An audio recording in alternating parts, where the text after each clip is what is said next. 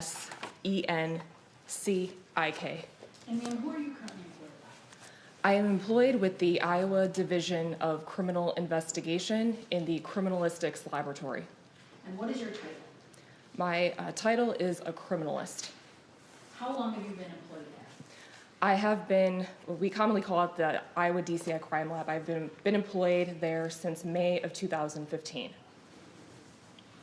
What are your primary duties being working there at the lab? I work within the DNA section. My primary duties would involve examining items submitted to the laboratory for the possible presence of body fluids, which can include things such as blood and seminal fluid, as well as saliva, as well as processing items for the presence of DNA. I write reports based on my analysis, and then when needed, I would testify in court as well. And what is your educational background? I have a Bachelor's of Science from Defiance College, which is located in Defiance, Ohio, and a Master's of Science in Forensic Science from Virginia Commonwealth University, which is in Richmond, Virginia. Now, you've indicated where you currently work and how long you've been there. Do you have any previous employment regarding what you do now? Yes. And what was that? I previously was employed in the Kansas Bureau of Investigation in their Topeka laboratory for approximately 4.5 years within their biology section. And did you do similar, were your duties there similar to what you previously described? Are your current duties here now? Yes. Have you received any specialized training in the areas of forensic biology and forensic DNA analysis? Yes, I have. And can you describe briefly the contents of that training? Yes. When I initially was hired for the Kansas Bureau of Investigation, I went through 2 full training programs related to forensic biology, which is body fluid screening, and then DNA. This included laboratory exercises, written exercises, as well as supervised casework before I was signed off to conduct independent casework. When I was hired by the Iowa DCI, since I was already a trained DNA analyst, I went through a somewhat abbreviated training program to get familiarized with the procedures of the DCI Crime Lab. Did you successfully pass all the necessary criteria in the trainings that you described? Yes. Do you receive continuing training in the area of DNA testing and analysis? Yes, I do. And how often is that? It's required at a minimum that annually I have to have at least 8 hours of continuing education. Approximately how many examinations have you conducted in the field of forensic biology and DNA analysis? If I had to give an estimation, I've probably worked hundreds of cases already. The number of items would probably exceed that because there's commonly multiple items in some cases as well. Do you belong to any professional organizations in the field of forensic science? Yes. And what are those? I am a member of the Midwestern Association of Forensic Scientists and also a member of the International Society for Forensic Genetics. And lastly, I do have a certification in the area of molecular biology, and I'm a part of the American Board of Criminalistics. And is the Iowa DCI, the lab that you currently work at, is that laboratory accredited? Yes. By what organization? We are accredited by an organization that goes by the acronym ANAB, which stands for the American National Standards Institute National Accreditation Board. And can you briefly describe the accreditation process? So what accreditation means is that an organization is, they're granted accreditation by showing that they are compliant with a certain set of standards. So our accrediting body, ANAB, has a list of standards that we have to meet related to our testing procedures, how we report our results. So we are basically assessed against those and granted accreditation for 4-year periods at a time. Have you ever been qualified as an expert in the field of forensic biology and DNA analysis? Yes. Your Honor, at this time, I would ask that this witness be qualified as an expert in the field of forensic biology and DNA analysis. Witness response? No objection, Your Honor. This witness is accredited as an expert witness in this case. Thank you. Now, before we start talking about this case specifically, I want to ask you a few questions about DNA. What is DNA? So DNA, it stands for deoxyribonucleic acid. It's commonly described as being basically the blueprint of our body. So it has the instructions to carry out functions of the body. It defines us as humans. It outlines basically the attributes that we'll have physically. And it varies from person to person because we inherit it from our parents. We get approximately half of our DNA from our mother, half of our DNA from our father. So with one exception of identical siblings, DNA would vary between individuals. Where is DNA found? DNA is found in most cells within the body. So specific examples would be white blood cells, sperm cells, skin cells, as well as hair, bones, and teeth can have DNA as well. How is DNA used in criminal cases? So DNA is used as a comparison. I would process, for example, an evidence item from a crime scene, and then as long as there's some sort of known sample from any individuals in the case, developing profiles from those to compare against each other to determine whether there's an inclusion or a match, or whether somebody could be eliminated from possibly have donating that DNA profile. And when you say a known sample, what do you mean by that? A known sample would be a sample that is actually collected from a person. So for example, our knowns are commonly either what are known as a buccal swab, which is collected by swabbing the inside cheek of a person's mouth, or collecting a known blood sample from an individual. Now, you indicated a moment ago that something about, I think you indicated a DNA profile. What's a DNA profile? So DNA profile is what is developed, whether from it's a piece of evidence or a DNA sample from a person. That profile is basically the genetic representation of that sample. Does DNA differ from person to person? Yes. And is DNA the same in every cell in the body? Yes, but an exception would be in some rare instances, such as if somebody were to receive a bone marrow transplant, it is known that after that surgery, the recipient can sometimes show the donor's DNA type in their blood cells. So for the most part, our cells are for example, my skin cells and my blood cells should have a DNA profile, but in rare circumstances such as that, it could vary based on cell type. Can you briefly describe what is meant by forensic DNA analysis? So forensic DNA analysis would specifically be the comparison of evidence or question samples from a crime scene against known DNA samples. Can you briefly explain the process you use for DNA analysis? Our process is a process involving a specific set of steps that I would go through, beginning with extracting the sample. So I'm trying to remove the DNA from the actual cell it's in and the material it's on, whether that be a swab or from a piece of clothing, and then move through the additional steps of estimating how much DNA is there. Then the next step involves copying. So it's making many copies through cycles of the process, so that there's plenty of DNA at the targeted locations for the final step where it's going to be separated out, and then eventually I'm going to obtain the data, which I will look at on a computer screen in a software program, which displays the actual DNA profile. And then I will use evaluate using that software and compare the results once I'm done. Are there controls and safeguards performed to ensure a reliable result? Yes. Can you briefly describe the safeguards and controls used to ensure the integrity of the test? So each step of the DNA process, there are both positive and negative controls in place to analyze each portion that's going through. So it's basically a part of our quality control, quality assurance program that we're ensuring that we use specific products from companies to perform our analyses, that there's no issues with anything, and that we're producing a reliable result.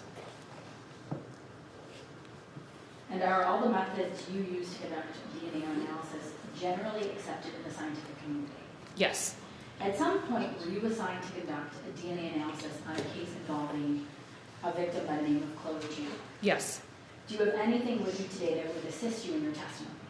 Yes, I have with me my case file, which would include my report, notes, and the data from the DNA analysis. Your Honor, at this time I ask that the expert be allowed to refer to her notes if need be to assist her in her testimony. Any objection? No objection to her refreshing with her notes, Your Honor. She may do so. Thank you. Now, ma'am, as an expert in DNA analysis, did you in fact perform some analysis in this case? Yes.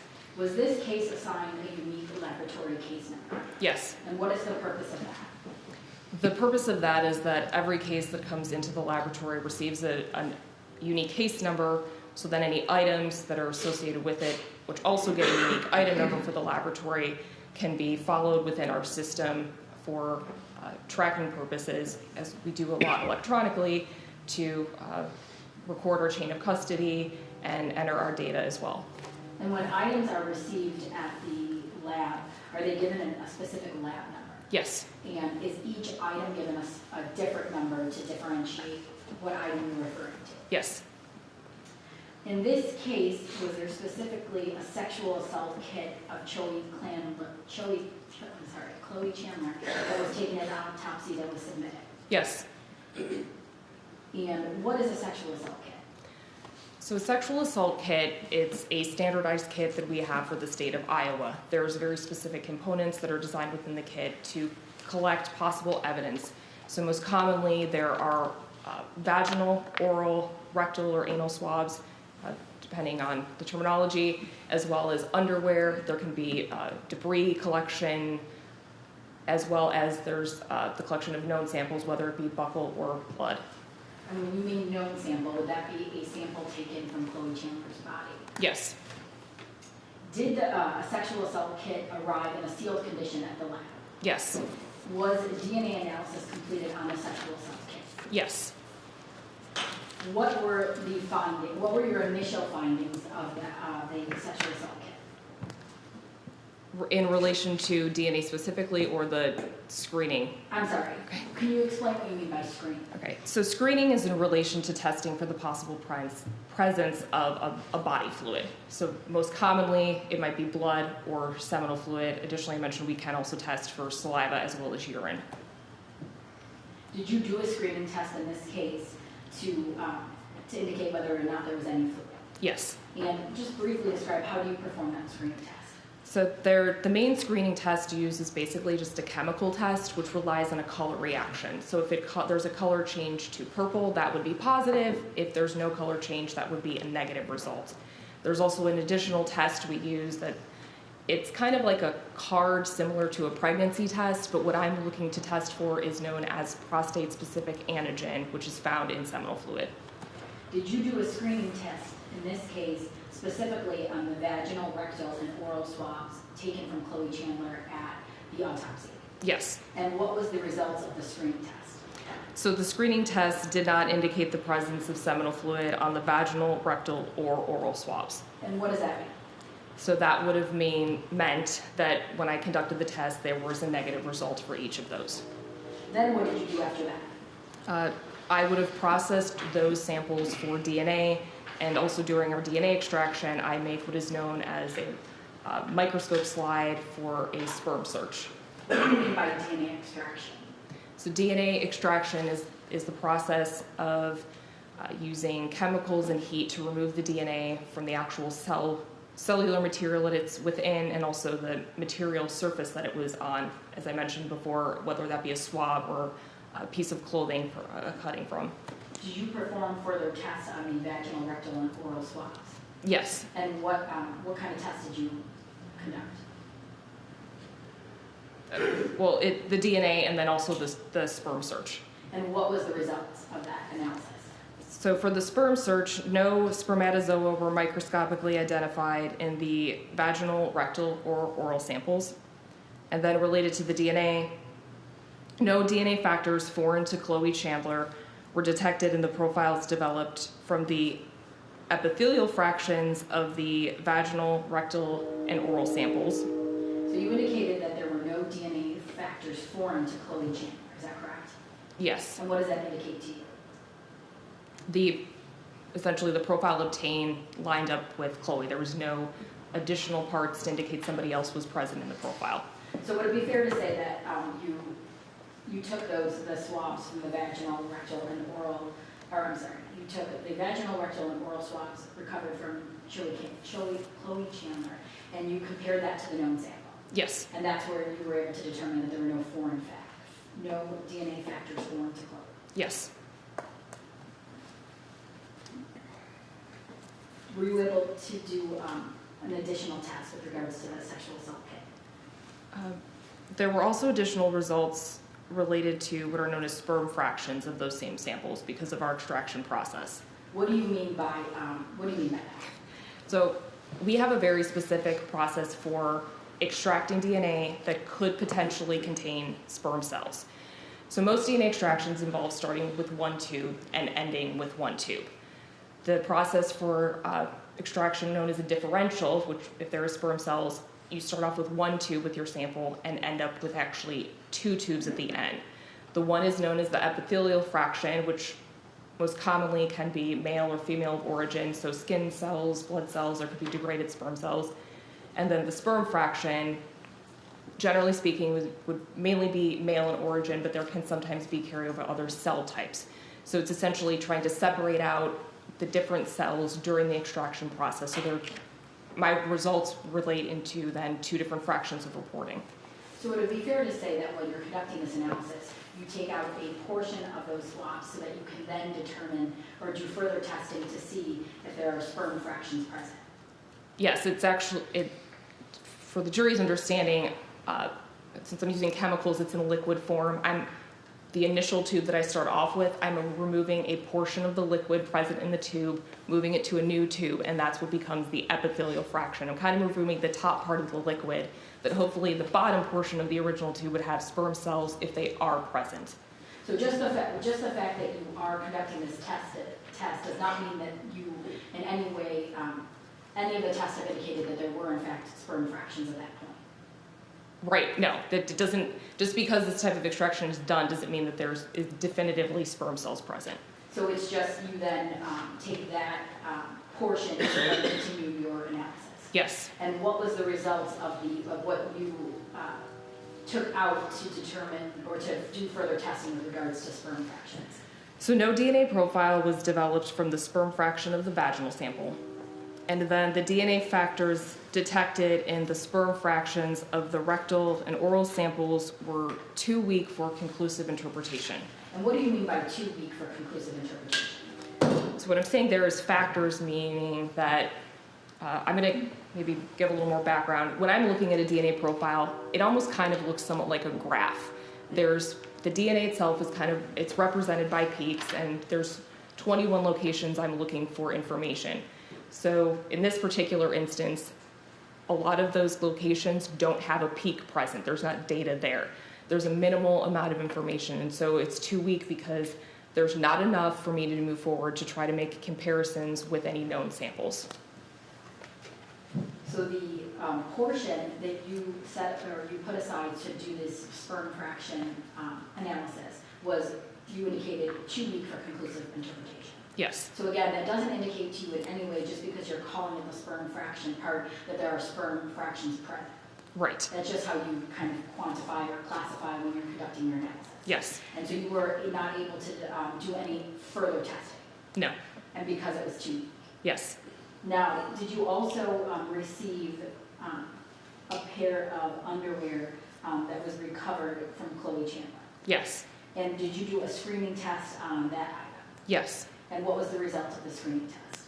A screening test did not indicate the presence of seminal fluid on 5 areas on the underwear. And did you then also swab an area of the underwear to do further testing and analysis? Yes. And what was the results of that?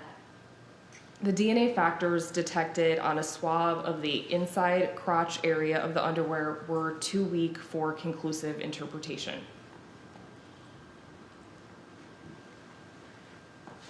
Now, as part of the evidence that you received and conducted analysis on, were you also, were the right and left fingernail clippings of Cloe Chandler taken at autopsy also did you also conduct an analysis on that? Yes. And how do you conduct analysis on that? In terms of the both right and left fingernail clippings, I swabbed each of those items and then processed the swabs for DNA analysis. And what was the results of that analysis? No DNA factors foreign to Cloe Chandler were detected in the profiles developed from swabs of the right fingernail clippings, which was our laboratory item 2.1, or swabs of the left fingernail clippings, which is our laboratory item 3.1. Now, were you also, at some point, was a pillowcase brought to the lab for testing and analysis that was also collected from the residence where this occurred? Yes. And were you able to conduct an analysis on the pillowcase? Yes, I, in my report, refer to this as a pillow sham, but pillowcase, it could go either way. Did you conduct the initial screening test that you've already told the ladies and gentlemen of the jury? Yeah, yes. And what were your results of the initial screening test on this pillowcase or pillow sham? So screening tests did not indicate the presence of blood on 6 areas on the pillow sham, which was our laboratory item 6. I additionally did some other screening tests for seminal fluid, and those were related to separate areas from the potential blood staining. A screening test did not indicate the presence of seminal fluid on 5 additional areas on the pillow sham. Did you then go on to conduct a further DNA analysis of the pillow sham? Yes. And what was the result of that analysis? So for one of the areas that did not indicate the presence of blood, I sampled that for DNA, and the DNA profile developed from the pillow sham sample, item 6.1, indicated a mixture of 2 individuals. And were you able to determine before I get there, when you say 2 individuals, is there a way that you then go on further to do additional analysis? Yes. And how do you do that? So if there is a mixture, which means there's an indication that the DNA came from more than one person, I'm first going to start off evaluating how many people might potentially be in the mixture. So I mentioned the DNA is represented by peaks, kind of like a graph. Well, the number of peaks present can give an indication of how many people are in the sample. Since we inherit our DNA from our parents, generally speaking, from a single source profile from one person, there would be 1 to 2 peaks. If there's more peaks than that, 3 or 4, that's an indication of, well, this could be a mixture of 2 people. If there's more than that, maybe 3. So then the height of the peaks is also a way of determining if I can separate the mixture into what are known as different contributors, such as a major contributor, somebody who contributed more to a mixture, versus a minor, who might be the smaller peaks represented in the sample. And in this case, with regards to this analysis, was there a mixture of 2 individuals? Yes. Were you able to do further analysis or determine who the major contributor was? Yes. And what was the result of the major contributor? So the profile of the major contributor matched the known DNA profile of Cloe Chandler. When you link a DNA profile from a crime sample such as this to a particular person, do you then calculate a frequency which estimates the chances that a random person would have that DNA profile? Yes. And did you do that in this case? Yes, I did. And what was the probability of finding this profile in a population of related individuals? Well, this is the probability of finding in a population of its unrelated individuals, and randomly chosen would be less than 1 out of 7.4 octillion. And do you know how many zeros there are in octillion? So an octillion would have 27 zeros. So you were able to determine that this major contributor matched Cloe Chandler, and that those were the statistics of finding an unrelated individual. Is that correct? Yes. Were you able to determine the minor contributor? No, the additional factors that were in the profile for the minor were insufficient to determine that profile. And what do you mean by it was insufficient to determine? So according to our standard operating procedures, there has to be information at a certain portion of our 21 locations to even attempt to interpret a minor contributor in a mixture.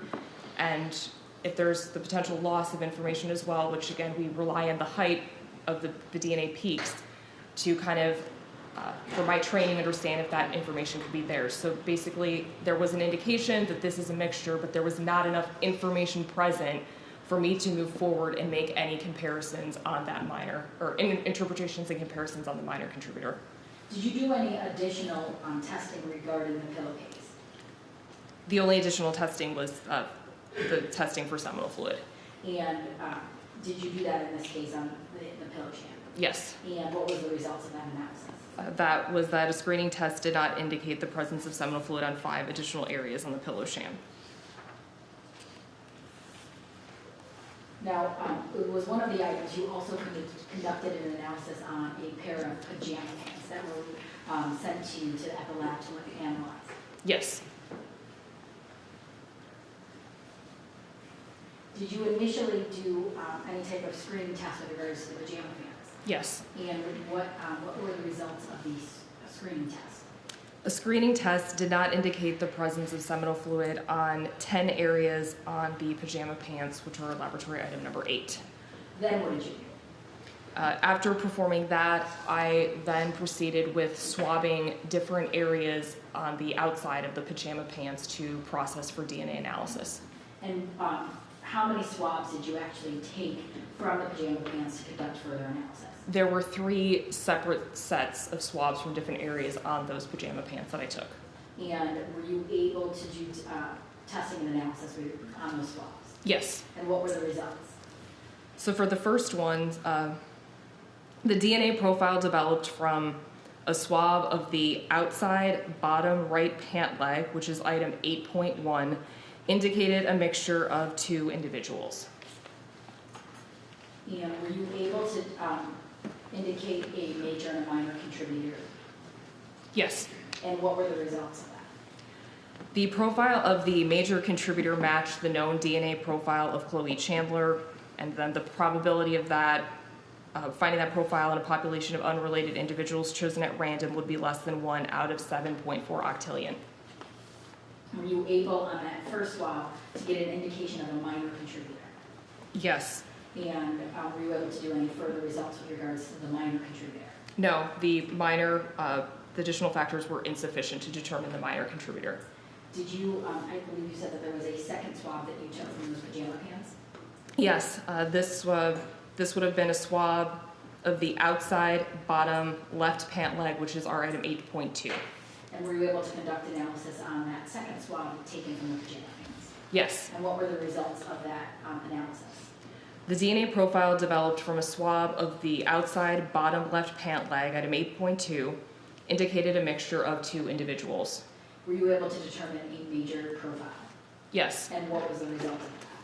The profile of the major contributor matched the known DNA profile of Cloe Chandler, and the probability of finding this profile in a population of unrelated individuals chosen at random would be less than 1 out of 7.4 octillion. And with regards to that second swab, were you also to determine a minor contributor? Yes, there was a minor present. And were you able to do further testing on that? No, again, the factors present were insufficient to determine the profile of the minor contributor. Now, I believe you indicated that there was a third swab related to the pajama pants. Yes. Were you also able to conduct analysis with regards to that third swab? Yes. And what was the results of your analysis? There was the weak DNA profile developed from a swab of the outside crotch area of the pajama pants, item 8.3, indicated a mixture of at least 2 individuals. Due to mixture complexity, no further interpretations will be made. So would it be fair to say that with regards to this third swab, you weren't even able to determine a major or a minor contributor? No. Now, were there additional items sent to the lab also with regards to this investigation? Yes. And did you conduct any testing on any other types of items? The other items were our laboratory item 9 had contained clothing. And, I'm sorry, say that again. It was clothing. And did you perform any analysis on that clothing? Yes. And what was the results of that clothing? So item 9 had included 1 tank top, 1 skirt, 1 pair of socks, and 1 hair tie. Did you do a screening test initially? Yes. And what did the screening test, what were the results of that test? A screening test did not indicate the presence of seminal fluid on 6 areas on the tank top or 9 areas on the skirt. Did you take any samples for DNA analysis? No, I did not. Why not? Based on the screening being negative for seminal fluid, there was not an indication, and essentially from discussion with the case officer, if that was kind of what was asked to be looked for, if there was a possible presence of seminal fluid. With that initial test being negative, I would not proceed with conducting DNA analysis on those areas. No, we've talked about several items that you did conduct analysis on. Were there other items that were received by the lab that analysis was not conducted on? Yes, And is that common practice in the cases that you've handled? yes. And why is that? Just depending, of course, every case is different, but just depending sometimes on the circumstances, there may not be a need to test every single item in a case. Things might be submitted to the laboratory, and just from discussions with the officer or just even myself as I'm going through the DNA examination process, some items may not actually get examined. Would it be fair to say that you don't test every piece of evidence that is sent to the lab? Yes, Now, did you run the proper controls to ensure that the instrumentation you used was functioning properly while you used it to conduct the analysis in this case? yes, And did you maintain a proper chain of custody at all times while you worked on this case on the different items that you described and tested? yes. Now, I just want to talk to you a little bit about DNA in general. Every time someone wears a pair of pants, would you expect to find DNA? It's possible from wearing clothing. I mean, I know personally myself that I have dry skin, so if I'm wearing clothing, my skin cells could easily come off on the clothing that I'm wearing. But similarly, if somebody was wearing a pair of pants and took them off and you started conducting analysis, would you definitely be able to find DNA on those pants? It's possible the DNA could be there. It just depends on how long they've been worn, if DNA was transferred, if there's enough DNA there for me when I'm processing it to even obtain a profile. Now, how is it that DNA is able to make it onto different types of materials or clothing or something like that? Well, there's body fluids, so for example, in our mouth, saliva, that can help to transfer skin cells onto a surface. If somebody were bleeding, like if I were to cut my hand, touch the microphone, for example, I could transfer blood, which blood carries white blood cells that contain DNA. Touching objects, again, if I'm holding or touching the microphone, I could be transferring possibly skin cells onto that surface as well. But in your example that you just gave, if you were actually to touch the microphone, even if you did have blood on your hands, that doesn't mean that you would necessarily find DNA, correct? Right, and But you could obviously, possibly, like you've indicated. yes, And when individuals live in the same house, does that, when you're conducting your analysis, or does that contribute in any way to possibly finding more than one DNA on one type of item? it's possible, yes. How can individuals that live in the same house get DNA on other people's items? I mean, if you're living together, how you come into contact with one another, of course, parent and child. I think that there's been some research if somebody's doing laundry and handling clothing, that could potentially lead to maybe skin cells transferring on. There's even studies, I mean, this is kind of going a different route, but that sometimes even sperm cells can transfer in the washing machine. Of course, it's a different cell type, but just living together, there are some factors where DNA could get on, I guess, clothing items of different people. Now, even though you are an expert in DNA analysis and biology, can you, when you do these tests and you conduct this analysis, can you provide how and when DNA got to a certain area? No, I cannot. And can you tell, sorry, 1 second.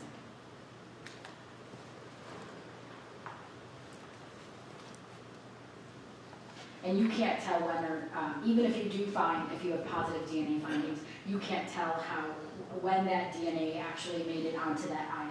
No. I know that one of the things that you tested in this case that we've discussed is fingernail clippings. Is it common that you find other people's DNA under people's fingernail clippings? No, I'd probably say it's more common that there's the profile from the person who the fingernail clippings came from. From my experience in the cases that I've worked, that's more often what the result is. I have nothing further, Your Honor. Cross. Thank you, Your Honor. Ms. Misencik, what type of testing was done on the pink pajama pants, just generally? So the pink pajama pants, I would have screened for the possible presence of seminal fluid, and then I had taken swabs to conduct DNA analysis on. So there's nothing about that type of testing which would indicate to you whether or not those pants have been recently tied? You wouldn't be able to indicate that from that type of testing, is that correct? No, and that would be something that's not really within my expertise as a DNA examiner. Right. You're testing for DNA? Yes. Okay. Items 2 and 3 were the right and left fingernail clippings of Cloe Chandler taken at autopsy, right?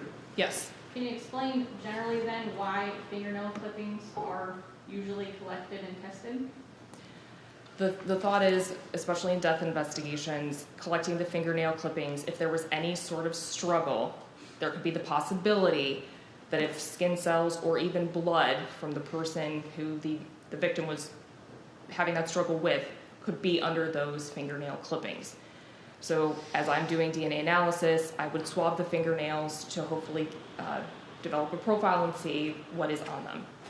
And in this situation, there were no DNA factors foreign to Chloe detected in the profiles developed from the swabs of her left and her right fingernail clippings. Is that correct? Yes.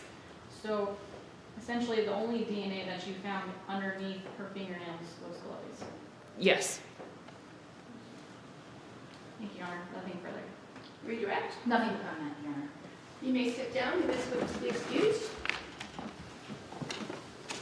Yes, Your Honor.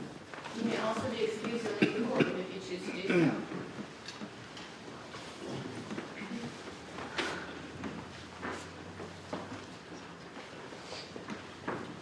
Your Honor, at this time, the state calls Mike Sieren.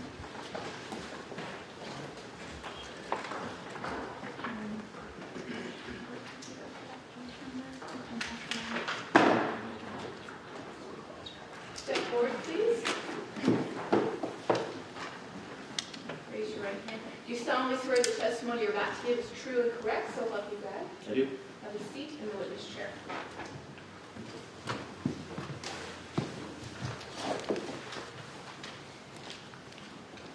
Go ahead, Ms. Thank you. Sir, can you please state and spell your first and last name? Michael Sieren. It's Michael Sieren. And Mr. Sieren, what is your current occupation? I'm a police officer with the Atomo Police Department. How long have you been a police officer with the Atomo Police Department? 11 years. What is your current title? I'm an investigator. How long have you been an investigator? 4 years. What are some of your duties as an investigator with the Atomo Police Department? At the Atomo Police Department, the investigation division generally handles felonies, anything from sex abuses, felony assaults, shootings, stabbings, murders. Prior to being an investigator, what was your title with the Atomo Police Department? I was on patrol for 7 years. And just briefly describe what some of your duties were as a patrol officer. On patrol, proactive activities such as traffic stops, search warrants, arresting people for warrants, and then just your general calls for service, anything from barking dogs to responding to domestic calls, anything in between.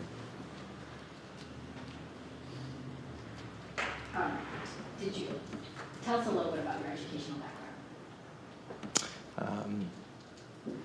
I attended the Iowa Law Enforcement Academy in 2009 after I was hired. Prior to that, I attended Indian Hills Community College, and then since being hired, I've been to additional law enforcement training. I'd like to direct your attention to July 19th, 2018. On that date, were you working as an investigator with the Atomo Police Department? I was. And on that date, did you become aware that the Atomo police officers and medical personnel were called to 127 North James Street for an unresponsive 5-year-old? Yes. Where were you at when you first learned this information? I had actually been in an interview for a couple hours while this incident initially began. And was that on an unrelated case? Yes, it was. Were you assigned to specifically investigate this incident that occurred on July 19th, 2018? Yes, I was. That day, initially on July 19th, did you go to the scene? I did not. Why not? Again, I exited from my interview, I believe it was sometime around about 30 minutes after this incident had already occurred. So my involvement was essentially after officers had came back to the police department and we spoke about essentially what had occurred. Did you have the opportunity then to talk to initial responding officers? Yes, I did. What, if anything, did you do on July 20th, 2018? On the 20th, we essentially continued our conversations from the prior day. There was a lot of, I guess you'd call it roundtable discussion about the information that had been gathered the prior day. And then that morning on the 20th, I made a phone call to Aaron Thomas to set up an interview. When I made that phone call, they were making some arrangements, so I told him just to call me back once they had time to speak with us. Now, when you indicated that you were assigned to investigate this incident, why was it that you were assigned to investigate this incident? Based on essentially the concerns that we had, I was the most senior investigator in the investigations division that time, so my supervisor tasked me with being the case agent. And do you only get assigned cases where somebody is charged with an actual crime? No, we do a lot of cases that are unfounded, inactivated, so not all of our cases end up in criminal charges. What is a death investigation? At the Ottumwa Police Department, anytime someone dies, essentially whether that person is 1 year old or 100 years old, a death investigation incident is completed. So again, whether they're 1 or 100 years old, if they're it's clear that it's natural causes, it's an older person, we just document that. We gather information as far as medical history, things like that, who found them. And then again, if the investigation takes it towards a criminal aspect, we just continue that investigation. Now, you indicated that on July 20th, 2018, you had contacted Aaron Thomas, is that correct? Correct. And what was the purpose of contacting Aaron Thomas? We were trying to set up an interview. Obviously, with the chaos of everything that had happened the day prior, we really didn't have an opportunity to sit down with them and get kind of a start to finish interview with them. So that's why we had called him, was to set that up. And when you mean them, who do you mean by that? Aaron and Kelsie. On that same date, on July 20th, after you talked to Aaron to explain that, did you become aware that someone came to the police station regarding this investigation? Yeah, sometime around noon, I was advised by dispatch that a family member of Kelsie was wanting to speak to someone about some concerns she had. That person ended up being Brittany Johnson. Did you actually have a conversation with Brittany Johnson? Initially, yes, I called her based on the concerns she was expressing to me. I told her that it needed this conversation needed to be an in-person. So I believe she came to the police department shortly before 1 o'clock that day.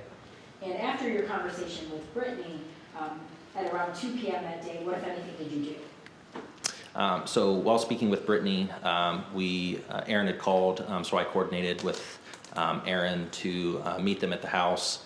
I explained to him, what our intentions were. We just wanted to sit down with them, talk, essentially go through how Chloe was found, things like that. So my lieutenant and I went to the residence on James to meet with them at about 2 o'clock that day. And which lieutenant was that? It was Lieutenant Jason Bell. And did you actually then go with Lieutenant Bell to 127 North James Street in the town? Yes, I did. And when you went to that location, who was present? Aaron and Kelsie Thomas were. What happened once you arrived there? So we had already explained to him a little bit on the phone that what we had wanted to do was we essentially wanted to do, I guess what you'd call like a scene walkthrough with them. We advised them it was going to be recorded, just essentially so we could document everything that happened. So Lieutenant Bell ran the video recorder, and then I spoke with Kelsie. I explained we want to do the walkthrough, and then so we could fully understand exactly what she saw as she saw it, and then we would essentially do the interview at a later time. So my role was essentially asking questions to essentially navigate through what Kelsie had seen. And who was present when you conducted this walkthrough? Lieutenant Bell was recording, I was in the room with Kelsie, and then Aaron was standing in the doorway. And during that walkthrough, did Kelsie indicate different things to you about what happened the previous day on July 19, 2018? Yes, Kelsie essentially gave me her version of the events. I asked questions to clarify things that maybe I didn't fully understand. Your Honor, at this time, I believe that there is a stipulation as to State's Exhibit number 53A and 53B as to the foundation for those two videos, which include the walkthrough that investigator Sieren has already talked about. That's correct, Your Honor. States 53A and 53B are received. Thank you. And at this time, Your Honor, the state would ask permission to publish to the jury. It's my understanding that one of these videos takes about 25 minutes. Your Honor, they were just in two clips. The first clip is about 3 minutes, and the second is about 22 minutes. Okay, so members of the jury, we're going to watch 53A and 53B. It'll take about 25 minutes total, and after that we'll take our mid-morning break. During the playing of 53A and 53B, the court reporter will not be recording.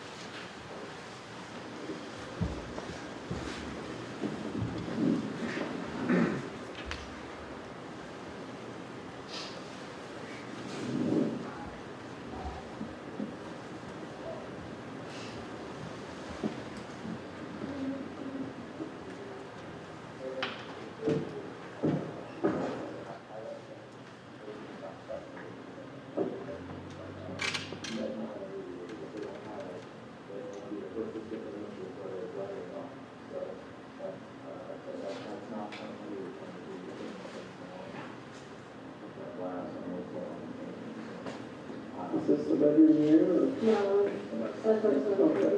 I wasn't here yesterday. We want to attend one either, so that we get. That's how long.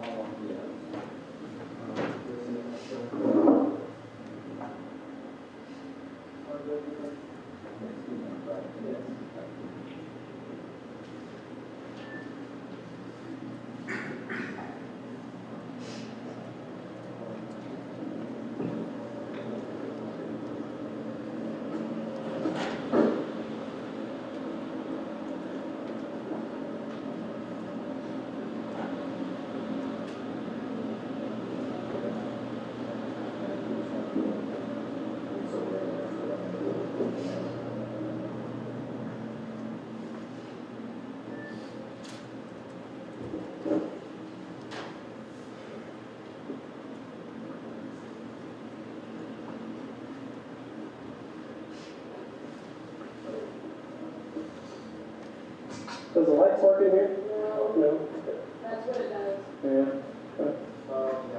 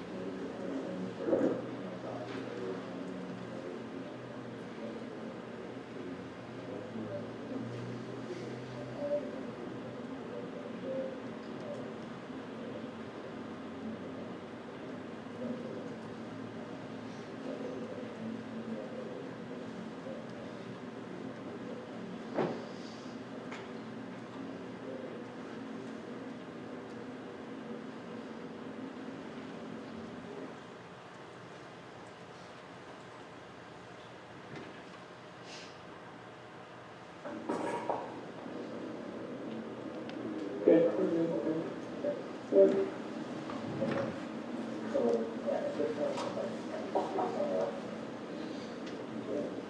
Starting from the point that you saw the board responsibility. I'll just let you kind of walk through the testimony, what is it about, things that happen, with you. It doesn't have to get back to the point without I wasn't I don't remember, it's a place where you see the doors closed.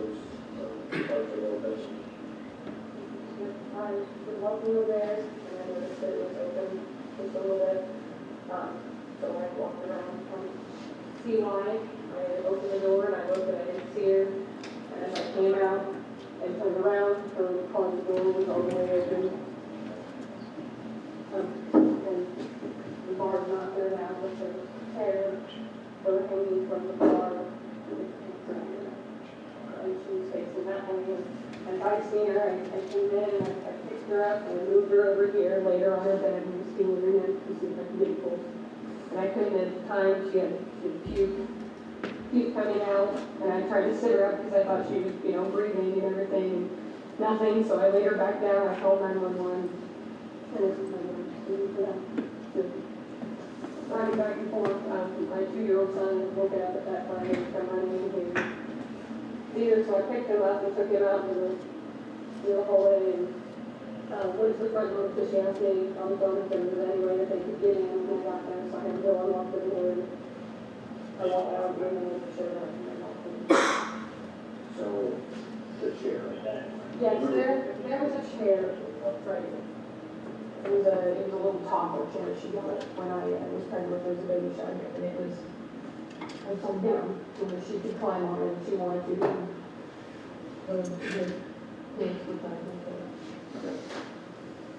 So, when you say the chair was upside down, so was that a normal thing for her to climb on it, or? No, yeah, it was broken, and she didn't want to use it because it had a name. So she wanted to keep it there so we could put it in there and keep our other, to keep our son from climbing on it or hurting himself and everything else. So we just put it there Out there, and she's exposed. And she's got a cross facing here that, she likes to go back to this block. She'll call it her. So generally she puts it Yes. in the closet. Okay. Yes. There's definitely not something going on. The chair and the way that you found it, was that the way it normally is? That's the way it has been since we put it in here. Okay. Okay. So she didn't move the chair, it kept staying there. Okay. And then, when you came in, initially you kind of said you kind of directed which way she was facing. You didn't do that, yes. Directly, just her whole body and her head. Facing this way. Facing, that'd be south? Yes. Okay. So, just so I They are can. So we can see where the holder is, the holder bar. So presumably, it's not right here. Can you kind of walk or help me better understand her body position when you found her? I mean, she was, her head was unclean. Okay. Were her feet touching the ground? Not No. touching the ground? Okay. So she was suspended. Okay. How close to the top of that wood board would you say her head was? This one is, This one right here. Sorry. when Yeah, when you said she was kind of laying like Yeah, this, it how much space was between the top of her head and that board? I'd say where the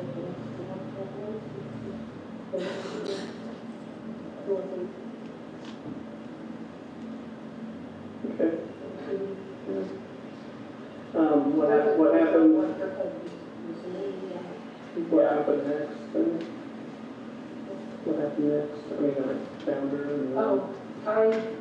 After I found her, I picked her up, to get her out Mhm. of the pants, and I moved her over here. I laid her on the bed, and I was feeling her neck to see if she was breathing, and then I lifted her up because she had puke coming out.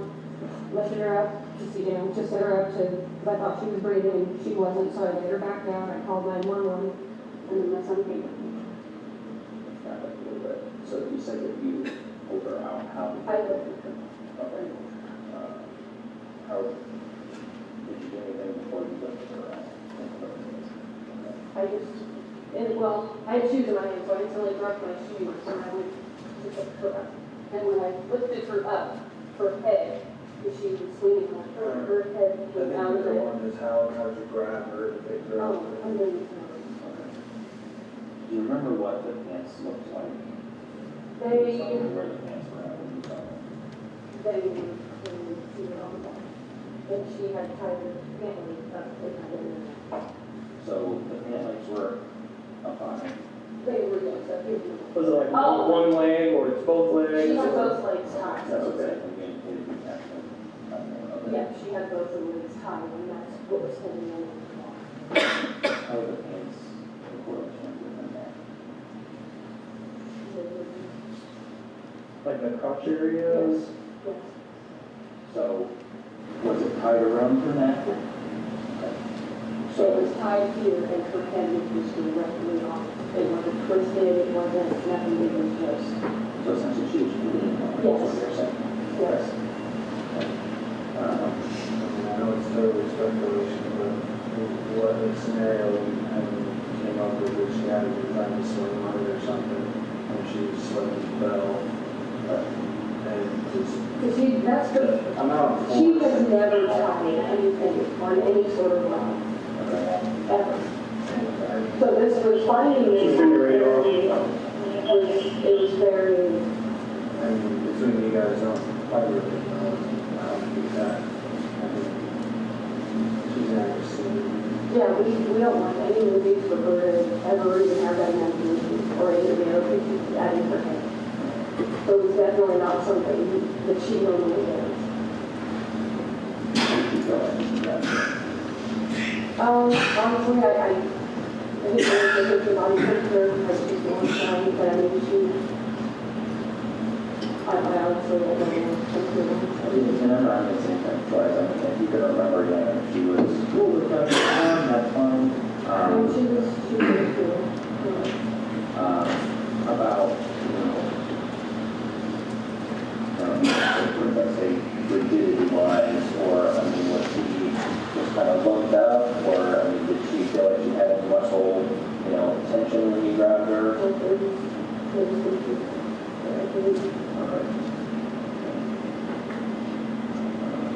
So you got her over here. Did you notice any involvement while she was in? No, she didn't have anything on her mouth until after I got her to bed and went to bed. That's when I noticed. I was trying to remember. Ravioli. Because that's what she ate for lunch. Okay. Yeah, and I So guess it's the orange, ravioli. okay.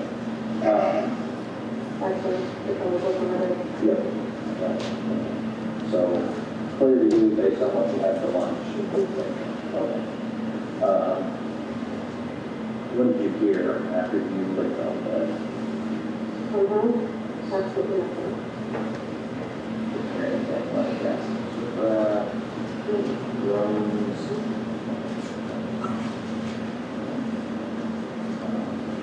Can you describe what she looked like, what color? Her lips were blue and she was kind of really pale. Not really white, not skin color.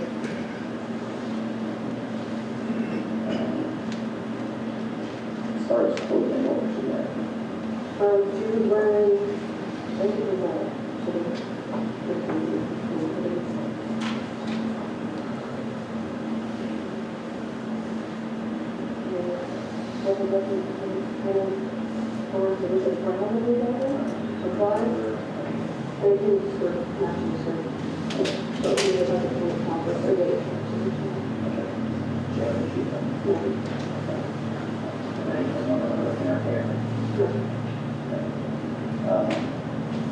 Were those the clothes that you found her in, were they the same clothes that she came to the camp in? Yes. Did you notice anything on her body, like injuries or anything else that was different than you were? She had a good bruise on her shoulder. Left shoulder? Yeah. Okay. You're indicating you're grabbing her left shoulder? Yeah. so that's fine. I was just trying to where like, you know, like if people would never speak to them, so it could have just been, it could have just happened. So you said you've never seen her seen nothing like that? And that chair's been in there for Quite some time. anything? Yeah. Okay. It wasn't something we should do. Was there anything, I guess, where was the chair in relation to, obviously there's like blankets and stuff. It was To my recollection, I don't know about the date, but it was turned this way. And all the, like I said, all the bars that were, it was broken, so all the bars were like out of it. I mean, the arms were still intact, but most of the back was gone. And it was a rocking chair. Which way was it facing? So like the place you put the back of your head on, where is that? So it was literally like this, how my body is now. Okay, but like the back, top of the back was it? If I was sitting in the chair was facing this Okay, way. and was it upright? No, it was. You're saying it was split? Was it? Yeah. Okay. Like I said, I wasn't. Okay, no problem. Okay, so This is what I remember. so the part that you put your back against was headed out Yes, this it direction? was Okay, face down. got it. Was there anything on top of it? No. Do you remember moving anything that was in the closet other than obviously? No, just surgical. I grabbed her and that was all I touched. Okay, so what happened?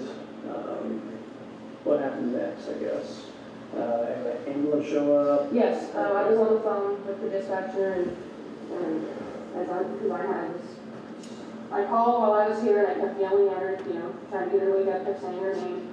And finally, she was able to understand me and I told her that I needed an ambulance, told her my address. And she said, okay, we have one right on the way. That she just found something and so they showed up and then she said, okay, then I went down the street or they didn't know they didn't know they did it. So I turned around and at that time my son was standing in the door, so I picked him up, ran to the front of the house and was unlocking the doors and she asked me if I could see him. I said, yes, he's here, he's right inside the house. And then after he got in here, he came back to her and then everybody, cops and paramedics and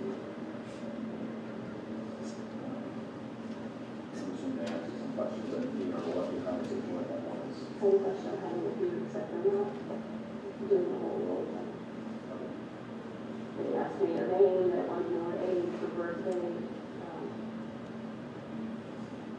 when I found her.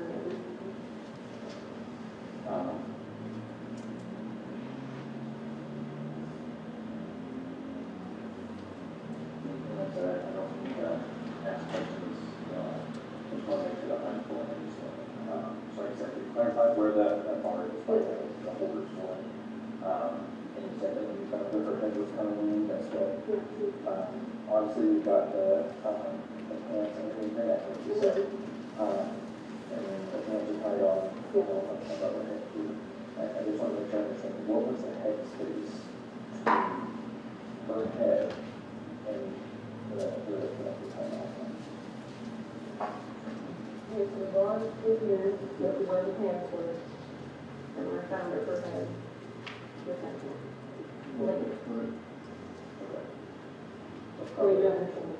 So there's stretchy pants, right? Were they leggings or? No, they were.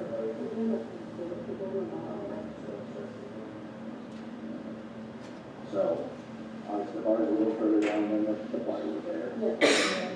We have the length of the pants and her, so you said a good foot lower than her. I only get measurements of like about 4 inches. Yeah, and like I said, obviously, guesstimating about the ankles on each one, but you're trying to fully understand what you saw when you okay. And all that stuff, have you moved any of that No. since you've been okay?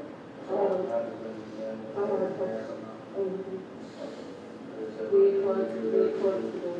Opposite of there.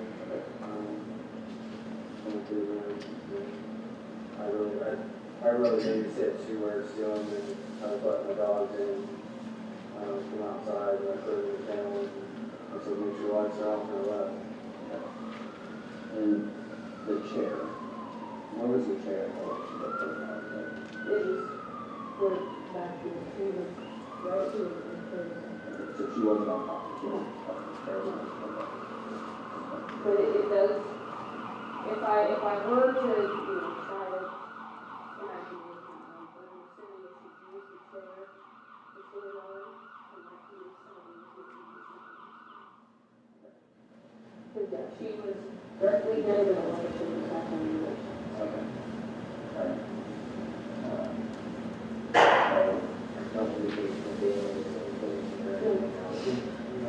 question, I'm thinking here than what to do, just to see if she,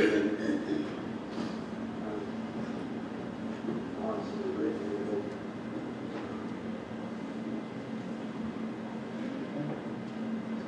Well, let's just, we can probably go outside and, start doing that. I think generally that would, as far as the big starter, I guess, you could get by far enough back to it. Well, it died, so I put it in, but I might do that real quick, just kind of do some room real quick, and I think, follow And the other it question you can hear, that's not for you. All the symptoms, those are part of in. Yeah, I'm sure those are from the, you can stay, I'm just gonna,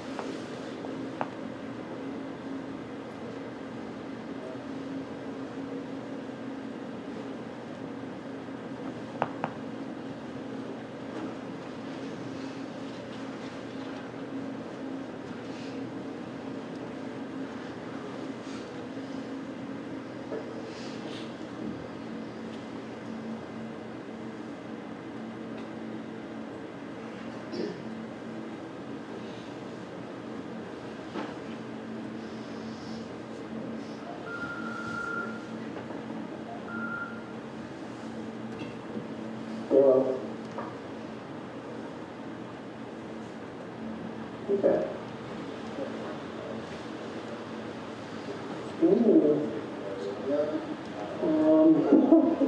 Oh, we'll try. All right. Okay. No, we're good. So, all right. All right.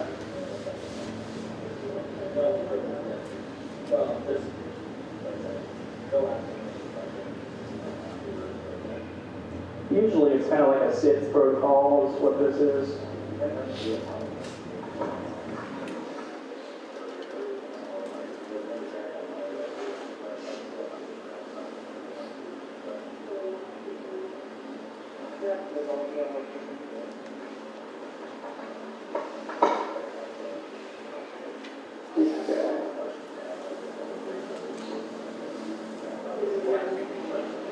I'm going to walk in from the front door back to this room here again.